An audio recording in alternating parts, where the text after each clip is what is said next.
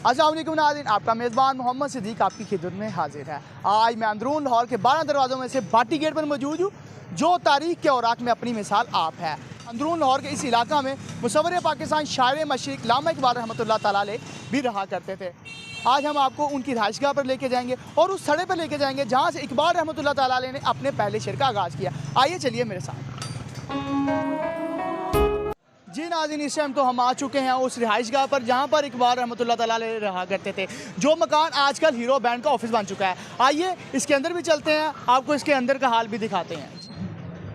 जी नाज़रीन, तो हम उस मकान में दाखिल हो रहे हैं जहाँ पर इक़बाल रहा करते थे। और ये देखें, ये कदीमी इलाका है और यहाँ पर कदीमी किस्म की सीढ़ियाँ आज भी मौजूद हैं। और ये देखिए कि ये रस्सी हुआ करती थी जो चढ़ने में सपोर्ट किया करती थी, आज भी उसी तर्ज में कायम है। जी आइए अंदर मौजूद लोगों से भी बात करते हैं, जो जहाँ के ऑनर हैं, जो यहाँ पर रिहाइश पज़ीर है, उनका मौक़िफ़ भी जानेंगे कि ये उस जगह पर काम कर रहे हैं, इस जगह पर उन्होंने ऑफिस बनाया हुआ है जहाँ पर इक़बाल रहा करते थे। आइए जी नाज़रीन, इस टाइम हीरो बैंड के ऑफिस में मौजूद हैं। यहाँ के जो ऑनर हैं मुनीर साहब, वो भी हमारे साथ मौजूद हैं। अस्सलाम वालेकुम सर। जी वालेकुम सलाम। सर क्या हाल है? अल्हम्दुलिल्लाह, अल्लाह का शुक्र। सर आप उस घर में रह रहे हैं, उस घर में आपने ऑफिस बनाया हुआ है जहाँ पर इक़बाल रहमतुल्लाह तआला अलैह रहा करते थे, इस हवाले से क्या कहेंगे? जी, डॉक्टर अल्लामा इक़बाल साहब के हवाले से बात ये करता हूँ कि वो बड़े लोग थे और पूरी दुनिया में ऐसे लोग नहीं अल्लाह खलक करता जैसे डॉक्टर अल्लामा इक़बाल साहब थे। और उनकी बरकत से, उनकी रहमत से हमारा ये अदारा बड़ा अच्छा चल रहा है। उनकी निस्बत से तो उन्होंने तकरीबन यहाँ 5 साल गुजारे हैं। रेंट पे रहते थे शुरू से, आपको भी पता है जहाँ जहाँ रहते हैं लाहौर में, वो रेंट पे था। अपना घर तो उनका ज़ाती तो सियालकोट में था या गड़ी शाह में। तो हमें ये जो बिल्डिंग मिली है, ये इससे लिए बैसे इज़्ज़त है, बैसे रहमत है कि अल्लामा साहब यहाँ मुकीम रहे हैं। और उनकी बरकत काफ़ी लोग, उनकी बरकत से ना काफ़ी लोग, उनकी मोहब्बत से काफ़ी लोग हमारे मेहमान बनते हैं। रोज़ दूसरे दिन हम यानी हफ्ते में 1-2 बार मेहमान उनके आते रहते हैं और हमें इस बात की बड़ी खुशी। मेहमान तो वैसे भी अल्लाह की रहमत है। तो डॉक्टर अल्लामा इक़बाल साहब कितने बड़े लोग हैं कि जगह हर साल मुल्क का हर बादशाह, हर वज़ीर आज़म उनके मज़ार पे सलामी देता है, हाज़िरी देता है। और ये हमारे लिए बैसे फ़ख्र है। अच्छा ये भी बताइएगा, यहाँ पर इक़बाल के हवाले से लोग आते हैं, उसकी निस्बत से आते हैं, उनका पूछते हैं, आप कैसा महसूस करते हैं? आप इक़बाल के घर में रहते हैं और जब आके लोग आपसे इक़बाल के घर के बारे में और इक़बाल के हवाले से पूछते हैं तो ये है कि जब अल्लामा साहब के हवाले से हमारे पास लोग आते हैं ना, मुल्क के बाहर से भी आते हैं, मुल्क से नहीं, मुल्क से बाहर से भी लोग आते हैं। जब वो आते हैं हमें इतनी खुशी होती है ना कि वो हमारे लिए बैस से रहमत होते हैं, बैस से बरकत होते हैं। फिर हम उनकी मेहमान नवाज़ी करते हैं तो उस बात पे भी उनको फ़ख्र होता है कि हम अल्लामा साहब के घर में बैठकर हम चाय पी रहे हैं या नाश्ता कर रहे हैं। तो उनको जब ये मेहमान नवाज़ी कराते हैं ना, तो वो सालों साल इस बात को भूलते नहीं। फिर हम, मेरे साथ फ़ोन पे भी राब्ता उनका रहता है कि आप अल्लामा साहब की बैठक पे गए थे, घर में गए थे साबका में, तो आपने हमें बड़ी इज़्ज़त दी, बड़ी मोहब्बत दी। और हम साल साल से ये चाह रहे थे कहीं उनके बैठने की जगह हो, जब हम भी जाकर बैठें। तो इतने आशिक लोग हैं कि वो ऊपर भी नहीं बैठते, ज़मीन पर बैठते हैं कि अल्लामा साहब की ये जगह है, उनसे नाम से मंसूब है, हम ऊपर नहीं बैठेंगे, ज़मीन पे बैठेंगे। और बताइएगा कि इस बिल्डिंग का कभी आपको किसी ने कहा बेच दें, या कभी आपको ख्याल आया कि ये बिल्डिंग बेच के कहीं और शिफ्ट हो जाए? जी सिद्दीक साहब, नहीं ऐसा तो नहीं, हम तो कभी सोच भी नहीं सकते कि इस बिल्डिंग रहमत वाली जगह को हम फ़रोख्त कर दें, क्योंकि हमारा रोज़गार चल रहा है और 200 ख़ानदान यहाँ से पलते हैं, 200 ख़ानदान। तो उसकी निस्बत ये अल्लामा साहब की निस्बत से, उनकी रहमत से, उनकी बरकत से, उनकी दुआओं का सिलसिला है। और आज से तकरीबन 20 साल पहले एक शख्स आया, उसने कहा जी यह बिल्डिंग आपने फ़रोख्त करनी है। मैं कहा नहीं। कहते आप जितने पैसे कहेंगे ना मैं दे दूँगा। जितने कैसे? हाँ, मुझे पता था कि मैं जैसी 5 बिल्डिंगें ख़रीद सकता था उस वक्त, 20 साल पहले। मैंने सिर्फ उससे पूछा कि आपने क्या करनी है? कहता मैं इसको गुरा करना प्लाजा तमीर कराऊंगा। मैं कहा बात सुनो, तुम्हें अभी इस बिल्डिंग की अजमत का, हमीयत का पता नहीं कि ये किस सिलसिले में है, किन की निस्बत से है। मैं ये डॉक्टर अल्लामा इक़बाल साहब यहाँ मुकीम रहे हैं, हम उनकी निस्बत से यहाँ पर मुकीम हैं, उनकी दुआओं से, उनकी बरकत के साये में हैं। मैं क्या, तुम सारा लाहौर मेरे नाम पर रजिस्ट्री कर दो ना कि सारे लाहौर के मालिक तुम हो, और मैं अल्लामा इधर से एक ईंट भी उखाड़ कर दो मैं ना दूंगा। जी जैसा कि उनका कहना था कि ये जो जगह है ये बाइस फ़ख्र है उनके लिए, क्योंकि यहाँ पर मुसव्विर पाकिस्तान शायर मशरिक़ अल्लामा इक़बाल रहा करते थे।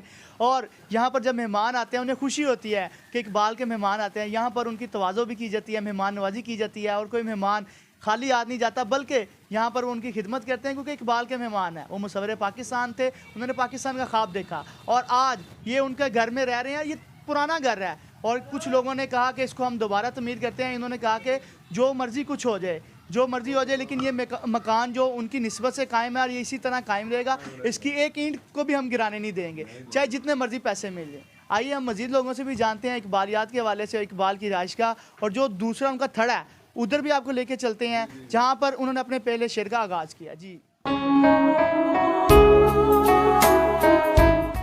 नाज़रीन, हम उस थड़े पर आ चुके हैं जहाँ पर अल्लामा इकबाल रहमतुल्लाह तआला अलैह बैठा करते थे। अदीबों की महफिल सजती थी और यहाँ से उन्होंने अपने पहले शेर का आगाज़ किया।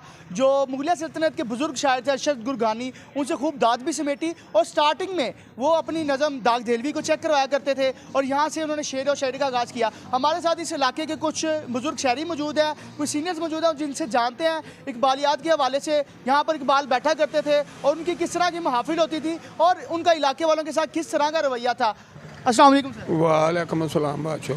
सर, यहाँ पर इकबाल रहमतुल्लाह तआला अलैह रहा करते थे, यहाँ से इन्होंने शेर व शायरी का आगाज़ किया। यहाँ पर बहुत से आर्टिस्ट आके रहा करते थे, बैठा करते थे, इस हवाले से हमें बताइएगा।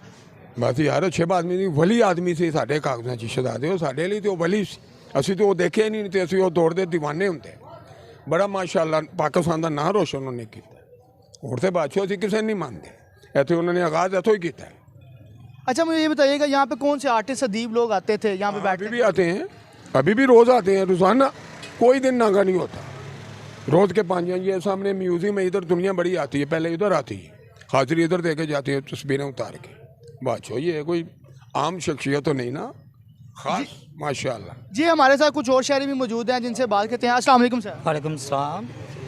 सर, मुझे बताइएगा कि इकबाल के थड़े पे कौन कौन से आर्टिस्ट आया करते थे और यहाँ पर किस तरह की महफिल सजती थी? महफिल बहुत अच्छी साथी थी माशाल्लाह। अल्लामा इकबाल बहुत अच्छे शायर थे। इधर हामिद अली खान साहब, ठीक है, तो मोहम्मद रफ़ी साहब भी इधर से गुजरते थे, पार्टी में रहते थे, टूर करते थे, तो वो इधर से गुनगुनाते जाते थे। यानी कि बहुत इधर हस्ती आई, यानी कि गुलकार आर्टिस्ट जैसे कि अमानत चंद वगैरह, वो भी यहाँ से हाजिर लगा के मिल के जाते हैं, यहाँ से होके जाते हैं। तो आपके जितने लाहौर के हैं आर्टिस्ट वगैरह, वो इधर से होके जाते हैं। ऐसी हस्ती दोबारा नहीं आ सकती पाकिस्तान में। ऐसे इंसान हो तो पाकिस्तान ठीक ना हो जाए। जी बिल्कुल, इन्होंने कहा कि इकबाल जैसी शख्सियत हो तो पाकिस्तान को 4 चांद लग सकते हैं। हमारे साथ और शायरी मौजूद है। आप ये बताइएगा, इकबाल के मोहल्ले से हैं आप, किस तरह में क्या महसूस करते हैं? आपके लिए बाइस फ़ख्र है इकबाल की शख्सियत का इस इलाके से होना? बहुत अच्छे आदमी थे, नेक इंसान थे। बाकी ऐसे आदमी जो है ना रोज़ रोज़ नहीं होते, क्योंकि अच्छे आदमी जो होते हैं ना उनका नाम रुकता है, सच्चाई कभी ख़त्म नहीं होती। अब भी नाम इनका देखो चल रहा है, तो चलता ही रहेगा हमेशा में, अल्लाह की फजल से। बस मेहरबानी है जी। जैसा कि उनका कहना था कि इस तरह की शख्सियत सदियों में एक दफ़ा ही आती है और अल्लामा इकबाल जैसे अफकार हर शख्सियत में नहीं होते, अगर हों तो पाकिस्तान को 4 चांद लग जाएँ। इन्हें फ़ख्र है इकबाल के मोहल्लेदार होने पर, उस इलाके से होने पर, उस जगह से होने पर जहाँ पर इकबाल बैठते थे और उन्होंने अपनी शायरी का आगाज़ किया। और मज़ीद लोगों से भी जानते हैं इकबाल के हवाले से वो क्या बताते हैं, उनके बुज़ुर्गों ने क्या सुना, क्या देखा है। आइए मेरे साथ। अस्सलाम वालेकुम। वालेकुम सलाम। क्या हाल चाल? शुक्र है अल्लाह का। सर, इकबाल के थड़े के करीब आप रहते रहे हैं, आपके बड़े भी यहाँ पे रहते रहे हैं। इकबाल के जो इस इलाके के लिए कंट्रीब्यूशन थी, पाकिस्तान के लिए कंट्रीब्यूशन थी, उस हवाले से मैं बताइए। ਗੱਲ ਹੈ ਇਹ ਕਿ ਸਾਡੀ ਅਸੀਂ ਇੱਥੇ ਦੇ ਜਿਹੜੇ ਨਾ ਤਕਰੀਬਨ ਅਸੀਂ 500-600 ਸਾਲ ਤੋਂ ਅਸੀਂ ਇੱਥੋਂ ਦੇ ਰਿਹਾਇਸ਼ੀ ਹਾਂ। ਇਹ ਨਾਲ ਹੀ ਸਾਡਾ ਮਹੱਲਾ ਕੂਚਾ ਕਾਗਜ਼ੀਆਂ, ਠੀਕ ਹੈ, ਕੂਚਾ ਕਾਗਜ਼ੀਆਂ ਬਿਲਕੁਲ ਨਾਲ ਹੀ। ਸਾਡੇ ਜਿਹੜੇ ਬਜ਼ੁਰਗ ਨੇ, ਸਾਡੇ ਦਾਦਾ ਹੀ, ਉਹ ਦੱਸਦੇ ਸਨ ਕਿ ਅल्लामा इकबाल ਸਾਹਿਬ ਜਿਹੜੇ ਸਨ ਨਾ, ਉਹ GC ਕਾਲਜ 'ਚ ਪੜ੍ਹੇ ਨੇ। GC ਕਾਲਜ ਜਿਸ ਵਕਤ ਉਹਨਾਂ ਨੇ ਆਪਣੀ ਇਬਤਦਾਈ ਤਾਲੀਮ ਸ਼ੁਰੂ ਕੀਤੀ ਹੈ, ਸਾਡੇ ਬਾਜ਼ਾਰ ਦੇ ਵਿੱਚ ਕੀਮਾ ਵਾਲੇ ਬਾਜ਼ਾਰ 'ਤੇ ਅਗਲੀ ਸਾਈਡ 'ਤੇ ਜਾਈਏ ਨਾ, ਉਸ ਜਗ੍ਹਾ 'ਤੇ ਇੱਕ ਮਕਾਨ ਹੈ ਜਮੀਲ ਹਸਪੀਟਲ ਦੇ ਬਿਲਕੁਲ ਸਾਹਮਣੇ। ਉਹ ਕਮਰਾ ਜਿਹੜਾ ਸੀ ਨਾ ਅल्लामा ਸਾਹਿਬ ਨੇ ਕਿਰਾਏ 'ਤੇ ਰੈਂਟ 'ਤੇ ਲਿੱਤਾ ਸੀ। ਉਹ ਉੱਥੇ ਜਦੋਂ ਤਾਲੀਮ ਰੈਂਟ 'ਤੇ ਮਕਾਨ ਲੈ ਕੇ ਉਸ ਤੋਂ ਬਾਅਦ ਜਦੋਂ ਜਾਂਦੇ ਸਨ ਮਿੰਟੋ ਪਾਰਕ, ਪਹਿਲੇ ਉਹਨੂੰ ਕਹਿੰਦੇ ਸਨ ਹਜ਼ੂਰੀ ਬਾਗ, ਇਹ ਬਾਦਸ਼ਾਹੀ ਮਸਜਿਦ ਨੂੰ ਹਜ਼ੂਰੀ ਬਾਗ ਕਹਿੰਦੇ ਸਨ। अल्लामा ਸਾਹਿਬ ਉੱਧਰ ਜਾਂਦੇ ਸਨ ਨਾ ਜਦੋਂ, ਉਹ ਫਿਰ ਇੱਥੇ ਬੈਠਦੇ ਸਨ ਇਸ ਥੜੇ ਦੇ ਉੱਤੇ। ਉਹ ਫਿਰ ਸਾਡੇ ਦਾਦਾ ਹੀ ਦੱਸਦੇ ਸਨ ਕਿ अल्लामा ਸਾਹਿਬ ਇੱਥੇ ਬੈਠਦੇ ਸਨ। ਉਹ ਫਿਰ ਆਪਣੀ ਸ਼ੈਰੋ ਸ਼ਾਇਰੀ ਕਰਦੇ ਸਨ। ਉਹਨਾਂ ਦੀ ਵਜ੍ਹਾ ਤੋਂ ਨਾ ਸਾਡੇ ਲੋਕ ਜਿਹੜੇ ਸਨ ਨਾ ਕਾਫੀ ਮੁਤਾਸਰ ਹੁੰਦੇ ਸਨ ਔਰ ਉਹ बेहतरीन इंसान सन ਜਿਹਦੀ ਵਜ੍ਹਾ ਤੋਂ ਨਾ ਇਹ ਸਾਡੇ ਇਸ ਕਾਫੀ ਇਲਾਕੇ ਦੇ ਵਿੱਚ ਨਾ ਉਹਨਾਂ ਦੀ ਵਜ੍ਹਾ ਤੋਂ ਮੁਸਲਮਾਨ ਜਿਹੜੇ ਸਨ ਨਾ ਕਾਫੀ ਲੋਕ ਹੋਏ।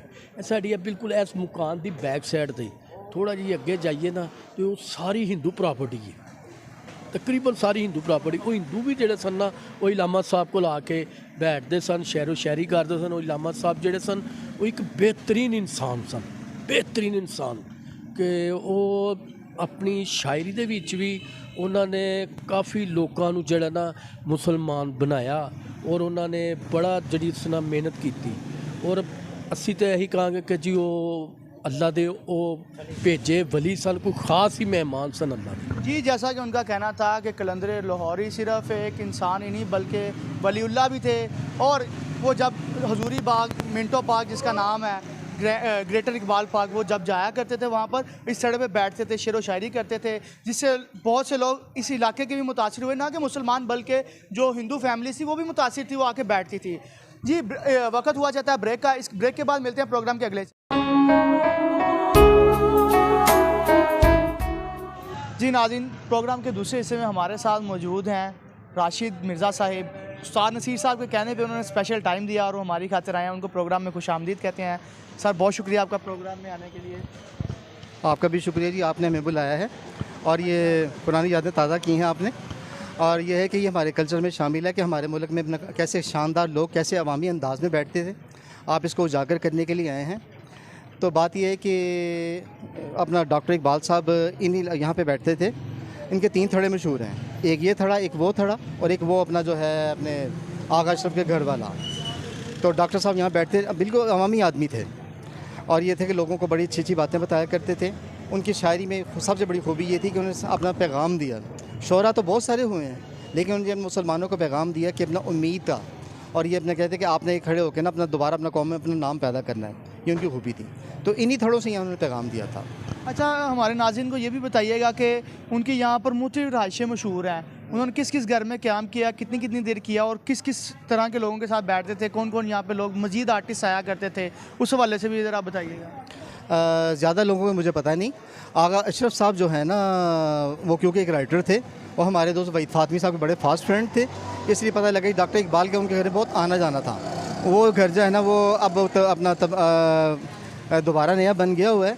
वो घर जो था ना उस उनके वहाँ बहुत ज़्यादा आना जाना था। और आगा अशरफ साहब जो थे ना उनके अजदाद से बड़ी दोस्ती थी उनकी। इसके अलावा डॉक्टर साहब के अपने 2 घर और भी मशहूर हैं। एक तो वो जो नया बन गया हुआ है उसका वो जुलौका भी गायब हो गया, बड़ा खूबसूरत जुलौका था।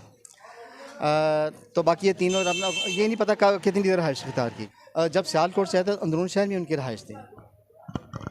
अच्छा आपने जैसे तारीख़ को भी पढ़ा है, उनकी किताबों को भी पढ़ा है, इकबाल की जो जवानी की यादें हैं जब वो कॉलेज लाइफ में आते थे, यहाँ पर उन्होंने जब शायरी का आगाज़ किया, इस सड़क पे हम खड़े हैं जहाँ से उन्होंने पहले शेर का आगाज़ किया, इस हवाले से भी हमारे नाज़रीन को बताइएगा। अपना उनकी सूरत हाल ये थी कि पहले एक अवामी से आदमी थे, लेकिन ये था कि जब उन्होंने अपना अंजुमन हमायत में एक प्रोग्राम में वहाँ जाकर पढ़ी अपना शिकवा और जवाब शिकवा, तो सारी दुनिया में उनकी बड़ी मशहूरी हो गई।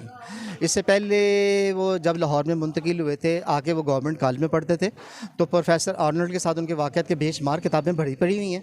मेरे कहने का कोई फ़ायदा नहीं है। तो लेकिन ये बुज़ुर्गों से जो वाक़या सुने उसमें यही था कि डॉक्टर इकबाल एक बिल्कुल मुकम्मल तौर पर अवामी आदमी थे। तो ये उनकी खूबी थी।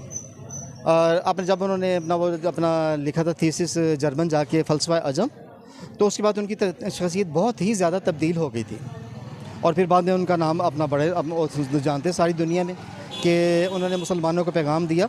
और आज सूरत ये है कि उनके पैगाम की, क्योंकि शोरा वैसे शायरी तो करते हैं लेकिन किसी शायरी ने उम्मीद नहीं जगाई थी। ये उनकी मेहरबानी है, उन्होंने बड़े खूबसूरत तरीके मिली शायरी की और मुसलमानों के लिए शायरी की। और दुनिया के अक़वाम को उन्होंने कहा जी आप खड़े होकर ना अपना ये जो बड़ी अक़वाम उनके मुकाबले पे आएँ, ये उनका बात थी। जी जैसा कि उनका बताना था कि इकबाल ने जब शायरी का आगाज़ किया तो पहले तो वो आम से आदमी थे, उन्होंने एक नज़म पढ़ी, उसके बाद आहिस्ता आहिस्ता उन्हें शोहरत मिलती गई। और स्टार्टिंग में कुछ लाहौर के अंदरून इलाका में वो रहे, फिर गड़ी शौ के इलाका में भी रहे, फिर वो यहाँ से मुंतकिल हो गए और आहिस्ता आहिस्ता आहिस्ता वो बुलंदियों को छूते गए। और वही इल्लामा इकबाल शायर मशरिक़ जिन्हें कहा जाता है, उन्होंने पाकिस्तान का ख्वाब देखा और पाकिस्तान की ताबीर का ख्वाब भी देखा और पाकिस्तान हासिल करने में मुसलमानों की ख़ास मदद की।